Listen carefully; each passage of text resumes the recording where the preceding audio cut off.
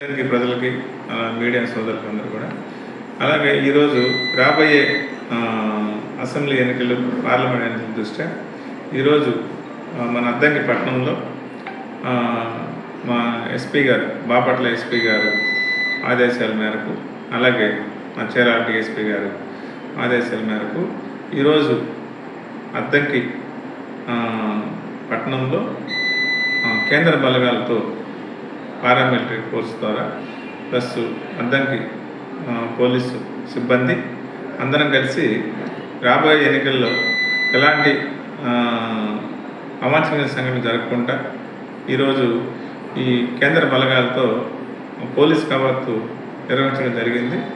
ఇందులో భాగంగా ఈరోజు టౌన్లో మన భవానీ సెంటర్, అర్రవారిపాళెం, ఈ రామ్నగర్ ఏరియాలో కూడా మొత్తం కవాతు నిర్వహణ జరిగింది.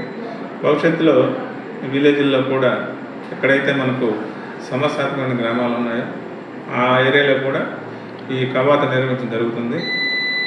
ఎన్నికలు ప్రశాంతంగా నిర్వహించాలనేది మా యొక్క పై అధికారుల యొక్క ఆదేశాల ప్రకారం ఎలాంటి చిన్న ఇన్సిడెంట్ జరగకుండా జాగ్రత్తగా మంచి పీస్ఫుల్ వాతావరణ జరిగే విధంగా చేస్తామని ఈ ద్వారా మీడియా ద్వారా అద్దంకి ప్రజలకి తెలియజేయడం జరుగుతుంది.